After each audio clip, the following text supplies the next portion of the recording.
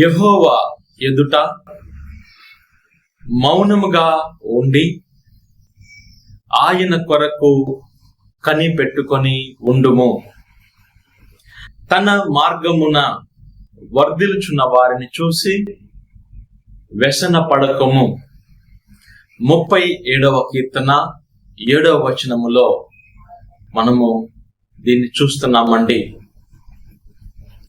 యెహోవా ఎదుట మౌనముగా ఉండటం అంటే ఏంటి? మన జీవితంలో మనం చూస్తున్నాము, దేవుని యొక్క మార్గములో మనం నడుస్తున్నప్పుడు కొన్ని సందర్భములలో మనం అనుకున్నవి జరగటలేదు. ఎంతో ప్రార్థిస్తున్నాము, వెంటనే జవాబు రావటలేదు. దుష్టుల యొక్క జీవితాన్ని చూసినట్లయితే వారు ప్రార్థన చేయరు, దైవ భయము వారిలో లేదు, దేవునికి వ్యతిరేకమైన జీవితము వారు జీవిస్తున్నారు. అయినప్పటికీ వారు వర్ధిల్లుతున్నారు.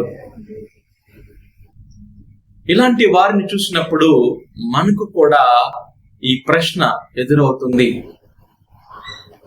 నేను ఆయన్ని ప్రేమిస్తున్నాను, నేను వర్ధిల్లటలేదు.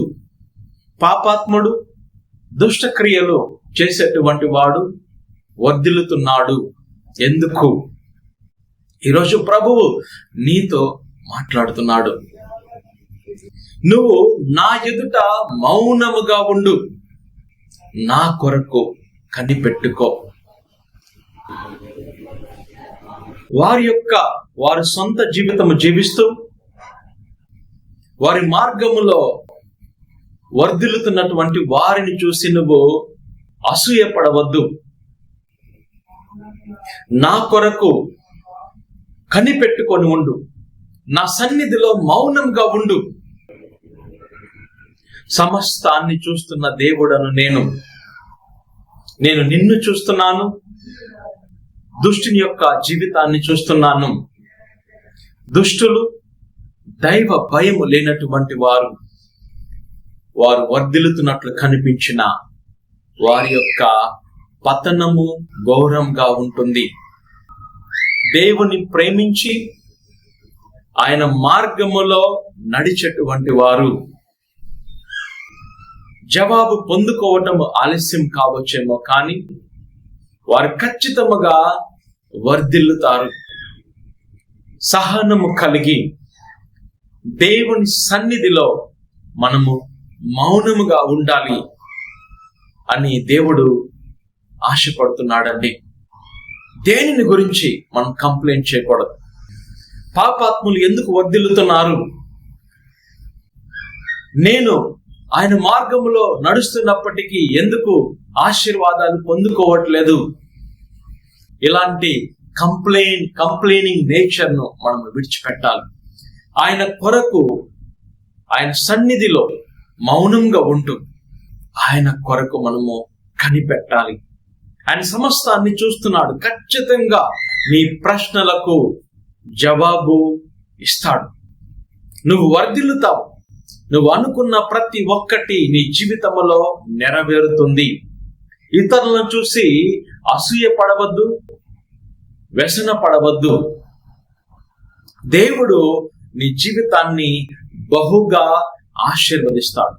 ఆయన కొరకు, ఆయన సన్నిధిలో కనిపెట్టుకొని ఉండాలి.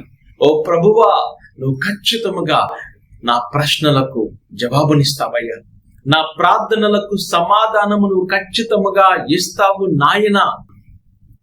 జవాబు రావటము ఆలస్యము కావచ్చేమో, కానీ ఖచ్చితంగా నీ నుండి నాకు సమాధానం వస్తుందయ్యా. ఖచ్చితంగా నా జీవితంలో నువ్వు కార్యము చేస్తావు నాయన. నువ్వు మాట ఇచ్చావు, మాట ఇచ్చిన దేవుడు ఖచ్చితంగా ఆయన నెరవేరుస్తాడు. మనుష్యులు కాదు, మాట ఇచ్చి మాట తప్పటానికి దేవుడు చెప్తున్నాడు, నా సన్నిధిలో కనిపెట్టుకొని మౌనముగా ఉండు. సరైన సమయములో ఖచ్చితముగా నీ జీవితములో కార్యము జరుగుతుంది అని ప్రభువు మాట్లాడుతున్నాడండి. నువ్వు దేని కోసము నిరీక్షిస్తున్నా, ఉద్యోగం కోసం చూస్తున్నావా? ఉద్యోగం కోసం కనిపెట్టుకొని ఉన్నావా? వివాహం నీ జీవితంలో జరగాలని వివాహం కోసం కనిపెట్టుకొని ఉన్నావా? ఆర్థిక సమృద్ధి నీకు రావాలని ఆర్థిక సమృద్ధి కోసం కనిపెట్టుకొని ఉన్నావా? దేనికోసము నిరీక్షిస్తున్నావు? దేనికోసము ఆశపడుతున్నావు? ఇతరులను చూసి అసూయపడుతున్నావా? గుర్తించుకో, ప్రభువు కోసము కనిపెట్టుకొని ఉండు. ఆయన నీ జీవితంలో కార్యము చేసేంత వరకు ఆయన కొరకు కనిపెట్టుకొని ఉండు. ఎవరైతే కనిపెట్టుకొని ఉంటారో, ఎవరైతే విశ్వాసము కోల్పోకుండా మౌనముగా ఆయన సన్నిధిలో కనిపెట్టుకొని ఉంటారో, వారి జీవితంలో వారు ఖచ్చితంగా దేవుని యొక్క కార్యమును చూస్తారు. ఎందుకంటే ఇది ఆయన ఇచ్చిన వాగ్దానము. ఖచ్చితంగా నీ జీవితంలో కార్యము జరుగుతుంది.